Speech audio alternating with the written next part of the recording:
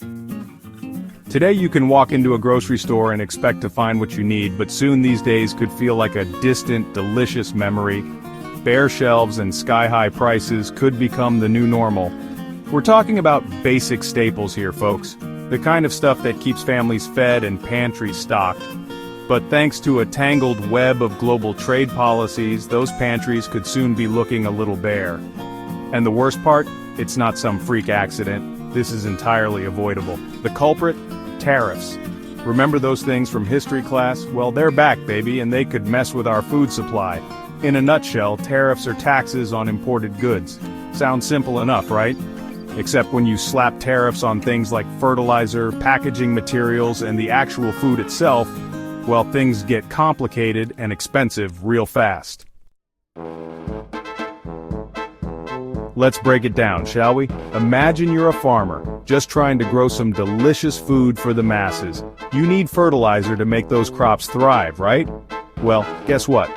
A lot of that fertilizer comes from overseas. And when tariffs make those imports more expensive, guess who ends up paying the price? That's right, the farmer. And those increased costs? They get passed along to you and me at the checkout counter. But it's not just the farmers who would feel the pinch.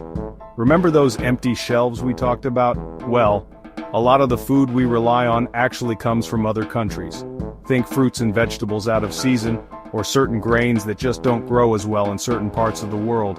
When tariffs make these imports more expensive, guess what happens? You got it, less food on our shelves, and higher prices for what's left.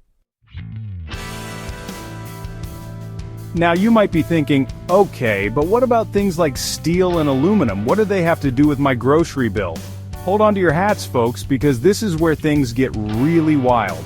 See, a lot of those imported goods we were just talking about, they need to be shipped, packaged, and stored, right? And guess what a lot of those shipping containers, packaging materials, and storage facilities are made of? You guessed it, steel and aluminum. So, when tariffs drive up the cost of steel and aluminum, it's not just cars and buildings that get more expensive. It's also the food that's shipped, packaged, and stored using those materials. It's a ripple effect, folks. And those ripples just keep on spreading. Now here's where things get really messy.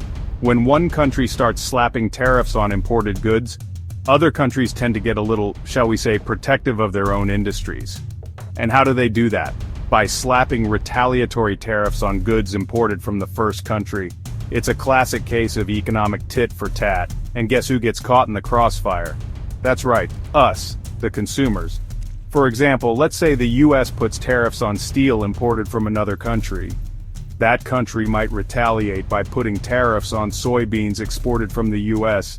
Now, American soybean farmers suddenly have a harder time selling their products overseas, which can lead to lower demand and lower prices. And you know what happens when farmers struggle? That's right, the entire agricultural industry feels the pain.